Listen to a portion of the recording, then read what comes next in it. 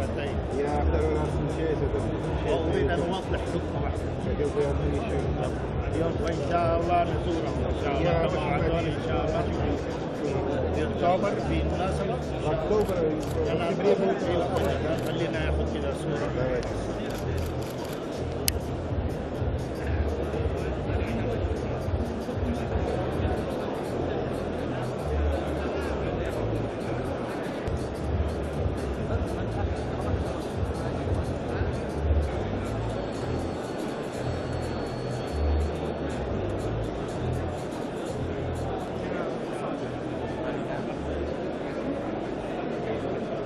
سعيد بالخاك واشكر حضرتك فيها واشكر جدا حضرتك.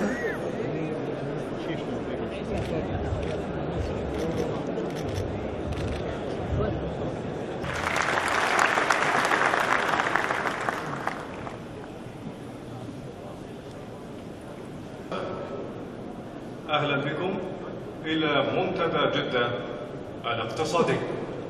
حلول مبتكرة لمشكلة الإسكان التي تعاني منها معظم. بسم الله الرحمن الرحيم. هداني ربي إلى صراط مستقيم.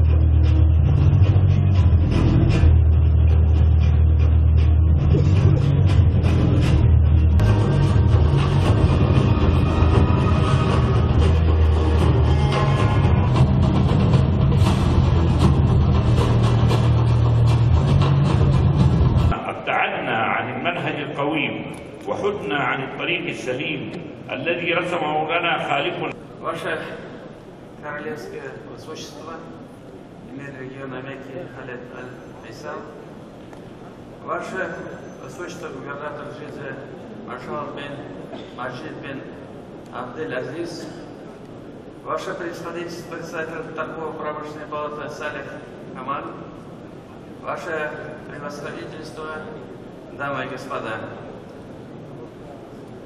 позвольте выразить чувство глубокой благодарности за оказанное гостеприимство и предоставленную возможность выступить на данном экономическом форуме.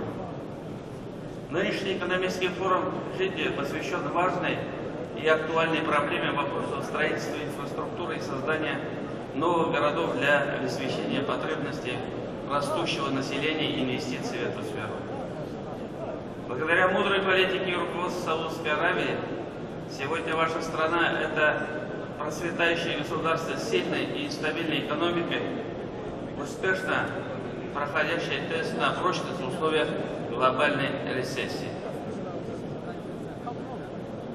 Строительный рынок королевства, по мнению экспертов, является очень перспективным сегментом, в котором реализуются крупные инфраструктурные проекты при взаимодействии государства и частного сектора.